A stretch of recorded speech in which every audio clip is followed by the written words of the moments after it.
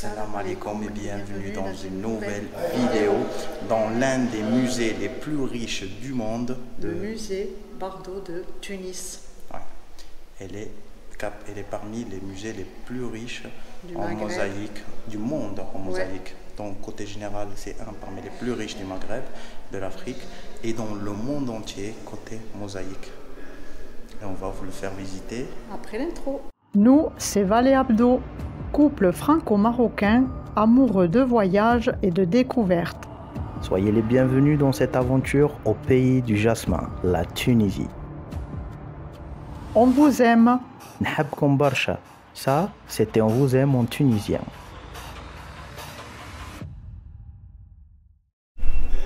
Alors, ce qui est vraiment impressionnant, c'est qu'il y a autant de mosaïques sur les murs que sur les sols. Et c'est ça, on marche sur les mosaïques, mais c'est vraiment très très beau. Hein. C'est vraiment. Alors, c'est un musée qui a été ouvert en 1888 parce que le pays à l'époque voulait protéger son histoire et son patrimoine. Il a été fermé, il a été ouvert.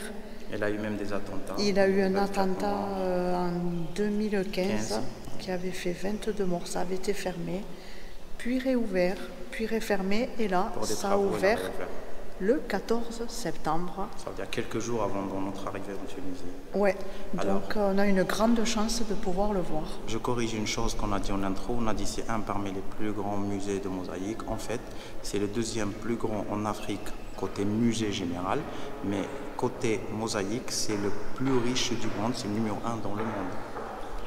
Ouais. Le prix de la visite, tu peux nous dire le prix de la visite? Pour les non-résidents, c'est 13 dinars. Et pour les résidents, les Arabes, les Marocains, moi j'ai payé 8 dinars, je payais comme un local. Je payais le prix local. Franchement, c'est vraiment pas cher par rapport à tout ce qu'il y a à voir, parce qu'il y a 9000 mètres carrés de surface d'exposition. Il y a le rez-de-chaussée, il y a le premier étage, vraiment, c'est vraiment très très bien fait. Donc le prix est largement mérité.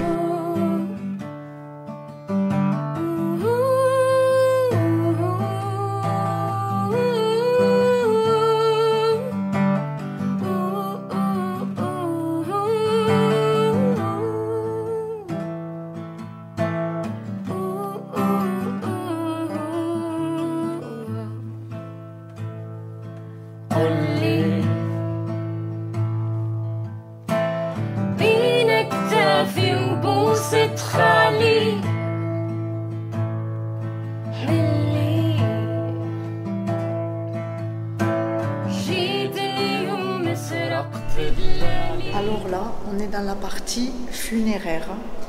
À l'époque, ils ont créé ce qu'on appelle le sarcophage. Ils pensaient que c'était un que le corps était mangé dans le sarcophage, dans le bois. Et petit à petit, c'est devenu le mot cercueil pour nous, pour les chrétiens. Et voilà, donc là, on est dans la partie funéraire.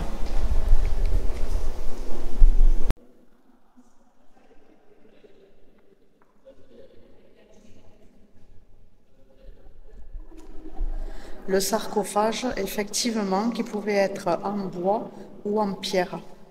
Et c'était vraiment, ils espéraient vraiment que ça mange le corps.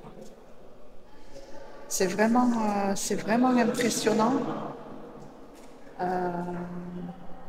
Ouais, c'est comment dire, c'est bien sauvegardé, c'est propre, c'est très bien fait en tout cas.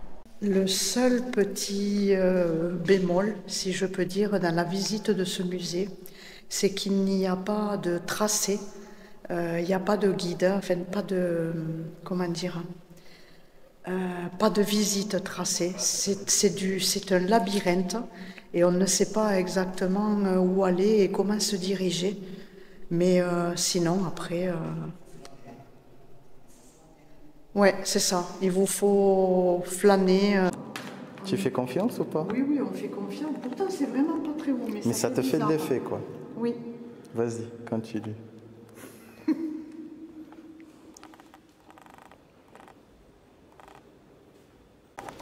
Mais je vous donne un peu de vertige.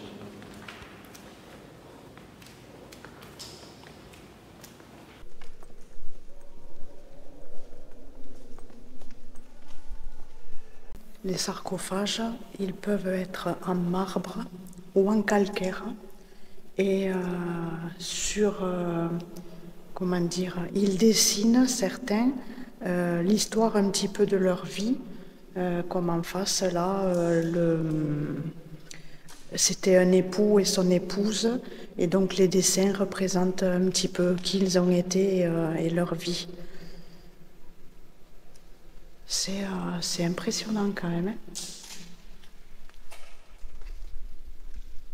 Vous voyez?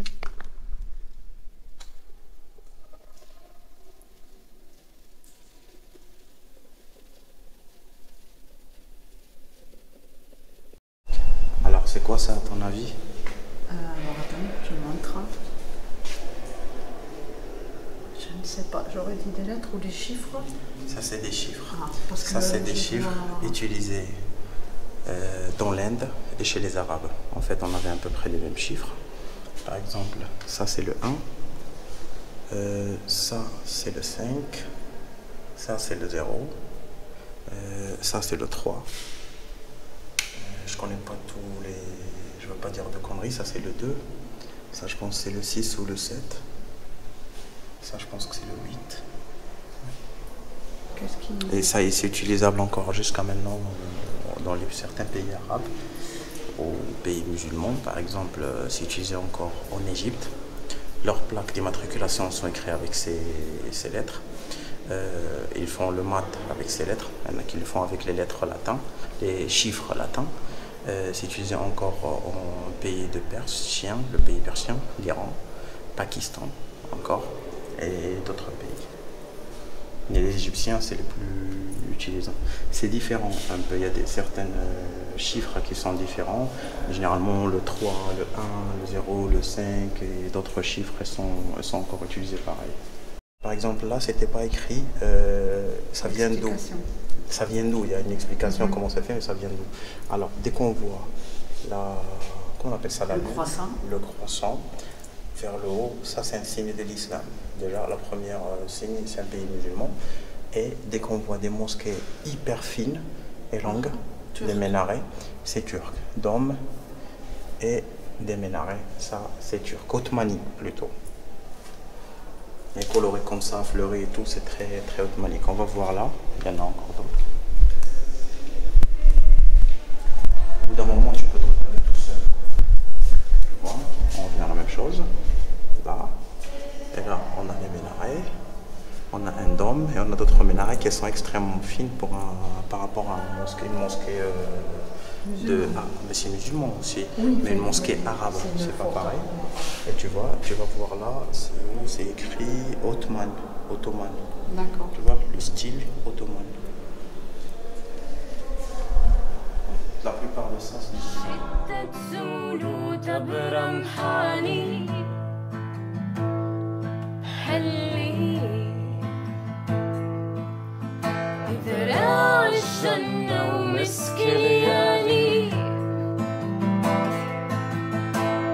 اسمك عالي وفوق جبالي صبري محسوب وفاني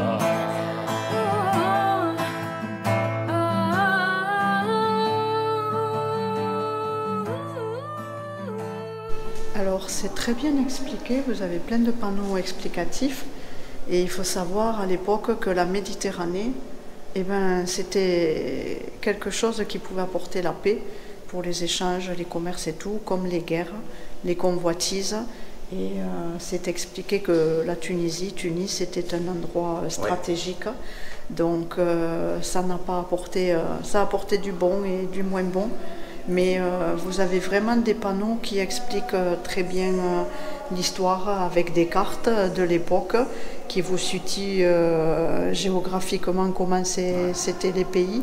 C'est bien fait, il faut prendre le temps Il faut prendre le temps de lire. Les panneaux sont en anglais, en français et en arabe.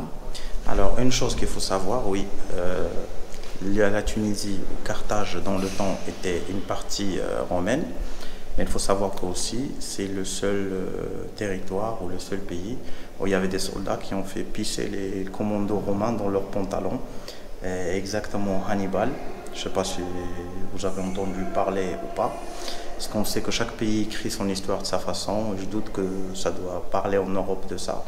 Hannibal, c'était un Tunisien, un jeune Tunisien, indépendant aussi. Il n'aimait pas la force de Rome sur son pays. Alors elle commençait à rassembler des soldats et elle a passé la Tunisie, l'Algérie actuelle, le Maroc, et elle a passé par l'Espagne, sud de France jusqu'à l'Italie. Elle était sur les portes de Rome et elle s'est fait trahir par son pays et tout. Il y a une longue histoire, mais c'était le seul qui arrivait à éliminer les soldats romains avec leur nombre. Oui, parce que des milliers et des milliers, mais c'était le seul qui était capable de faire ça. Et il était malin parce qu'elle a été en Afrique, il ramenait des éléphants. Et quand les Romains, c'était la seule façon, c'était qu'une technique en fait, c'était pas parce qu'il est fort, mais c'était très stratégique. Parce que quand les Romains ils voyaient les éléphants, ils ne connaissaient pas ce qu'est un éléphant, mais quand on voit un animal qui fait, que tu le regardes comme ça, ils baissaient les bras, quoi, ils ne pouvaient rien. Mais c'était malin, quoi. Mais c'est très bien expliqué. Si vous voulez, vous pouvez chercher dans l'histoire de Hannibal, c'est très très très intéressant.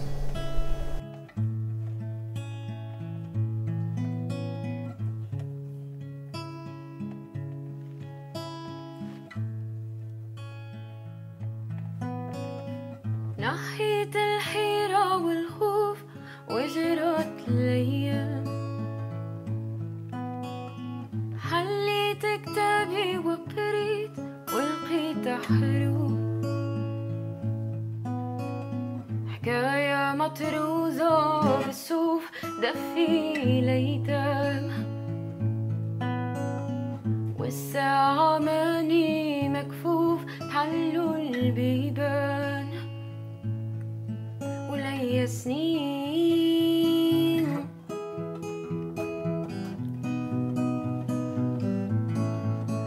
ولي سنين. On est à côté du prototype, si on peut dire ça comme ça, de la mosquée de Kéron. C'est une des mosquées les plus importantes dans l'islam et c'est la deuxième construite ou la première dans le Maghreb. Ouais, la première mosquée construite dans le Maghreb. Et quand on y va dans la ville de Kéron, on va vous la faire visiter parce qu'elle est extraordinaire. Regardez-moi cette beauté.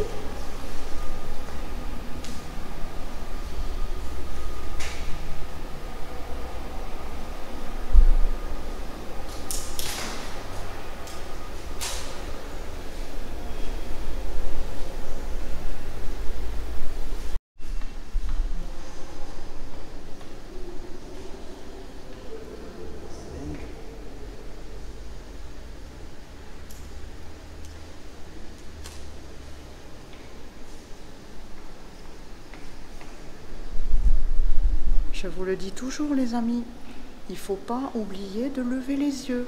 Même ici, c'est splendide, c'est grandiose.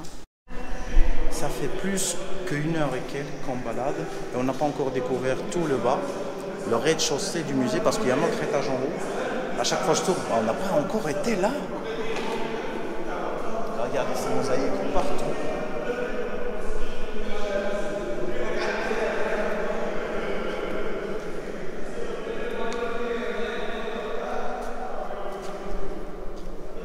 À la limite, t'as honte de marcher.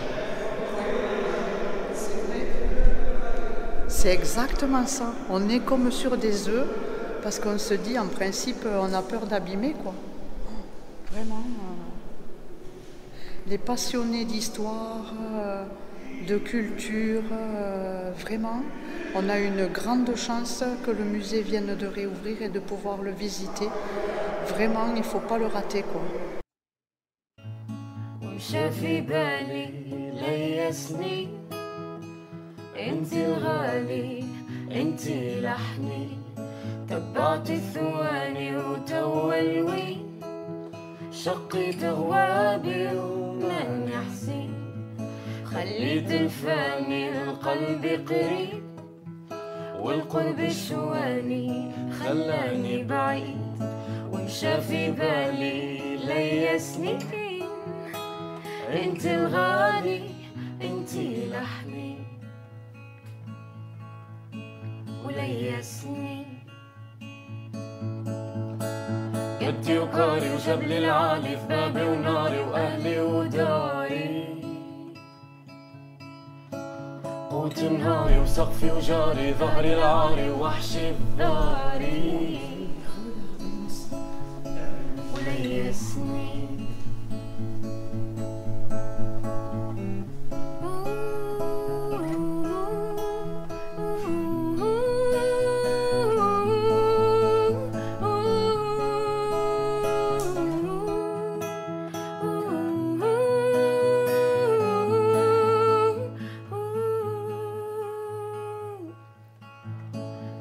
في حالي وملكي خفيف انت الشمعة انت الخريف شربت جوابي وقلت نشيح في وسط سحاري تفكرت مليح وليا سنين صغري وصاري ولون احباري اشتر كلامي وكاس نواري ضحكة ثاري فخري وعاري شفرة عيني وحلمي الساري وليا سنين.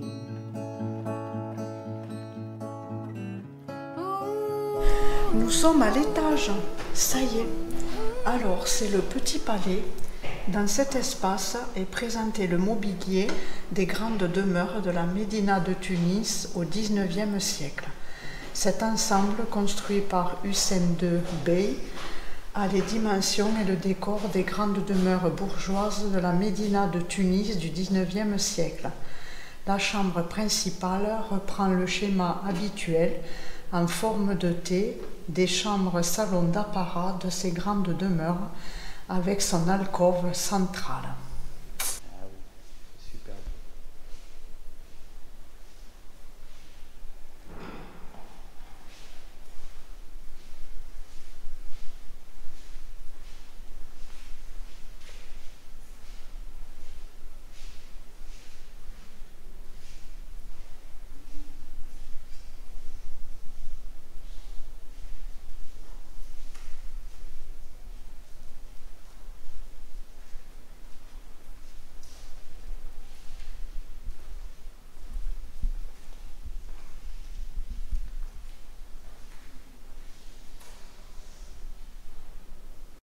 Vraiment, les amoureux de mosaïque, c'est pour vous. Hein. C'est vraiment top, je vous fais voir.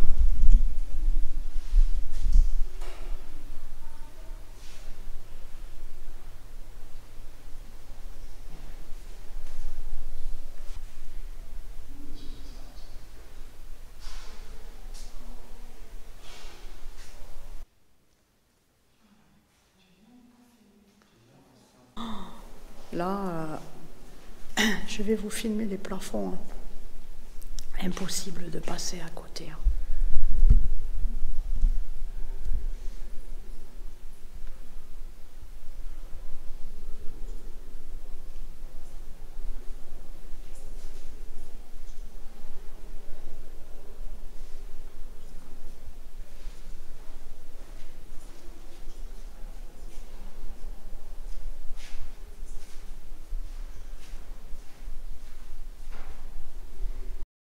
Une chose aussi très importante, regardez, les visites peuvent être accessibles aux handicapés avec des passages pour les fauteuils roulants et ça on dit bravo parce que c'est pas partout. Regardez cette beauté, c'est super beau. On vous fait tourner la tête comme nous, ça nous fait tourner la tête. Eh oui.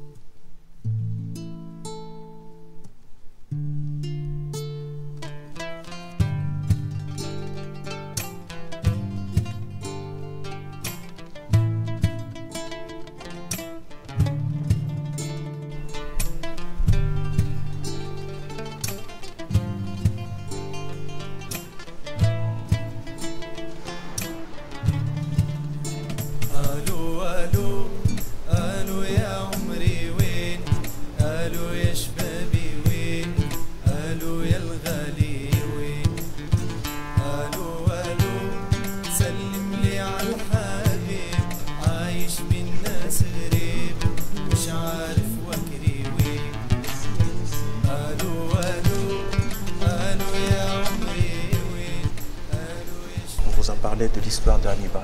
La voilà. Elle est là. Et ça, c'est l'histoire de l'attaque de Hannibal sur Rome, sa révolution sur Rome. Alors elle a commencé par là. Elle a commencé par là, elle a suivi là, allé jusqu'au nord du Maroc. Elle a passé là, elle a passé par Marseille, il y a des Marseillais, et elle est arrivée jusqu'à Rome, mais elle n'a pas attaqué Rome.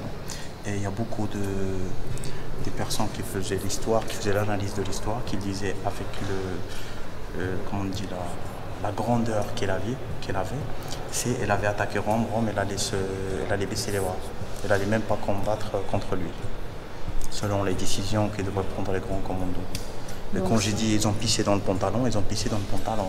Donc ça, on voit que c'est 260 avant Jésus-Christ. Ouais.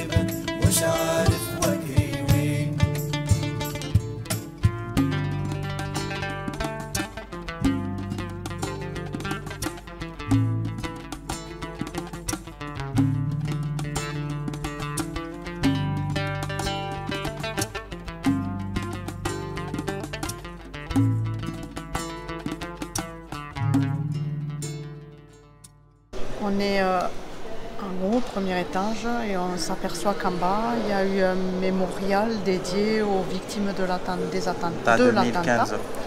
Il y a les noms de chaque personne avec le drapeau de chaque nationalité, parce que là on peut dire que ça a vraiment touché. Alors il y avait des Tunisiens, il y avait Belges, Colombiens, Espagnols, Français, Anglais, Italiens, Japonais, Polonais et Russes.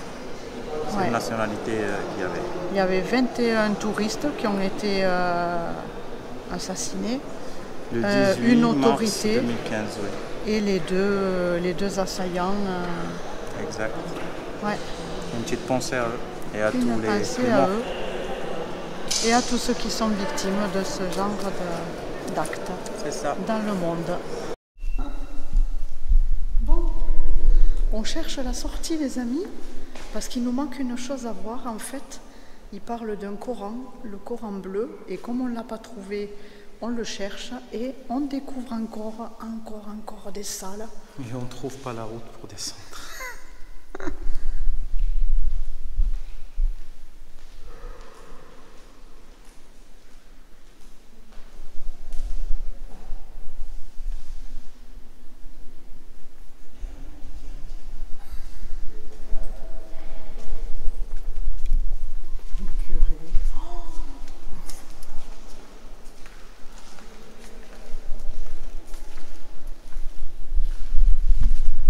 Non mais regardez ce qu'on allait rater.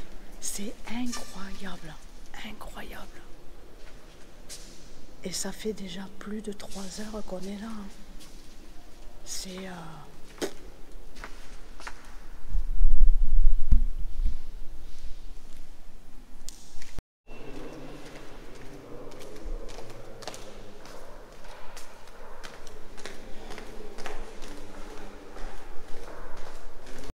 On a trouvé le Coran bleu.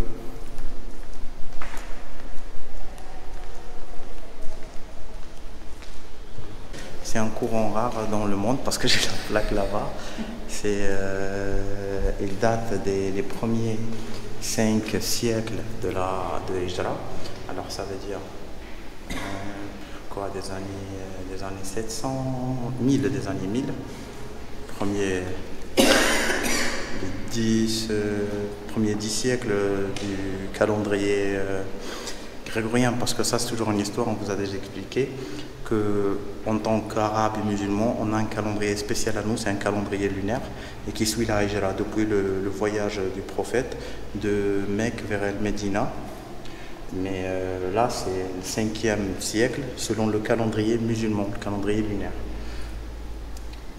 Alors je lis en français parce que je suis en train de lire en arabe et essayer de traduire. Copié sur un parchemin de couleur bleue indigo, ce Coran est le produit de la parfaite maîtrise de plusieurs techniques et savoir-faire. Il est l'œuvre d'artisans habiles dont le traitement et la teinture du parchemin, la calligraphie et le choix du type d'écriture ainsi que la pose des lettres tracées en encre dorée et fixées avec du blanc d'œuf. Entouré avec de l'encre marron afin de dissimuler toute trace de distraction de l'artisan. C'est là.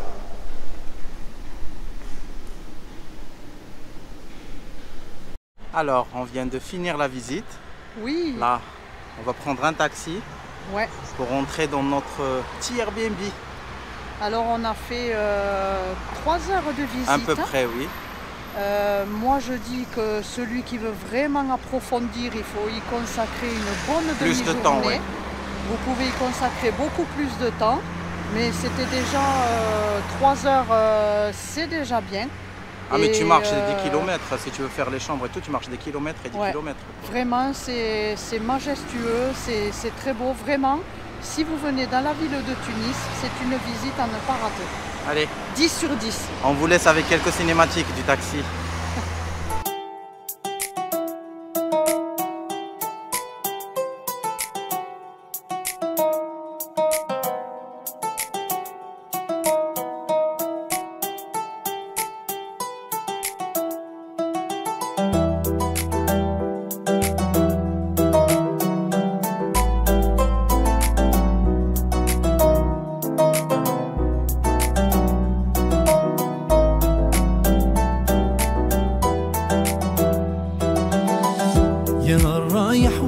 مسافر تروح تعيا وتولي شحال ندموا العباد الغافلين قبلك وقبلي يا رايح وين مسافر تروح تعيا وتولي شحال ندموا العباد الغافلين قبلك وقبلي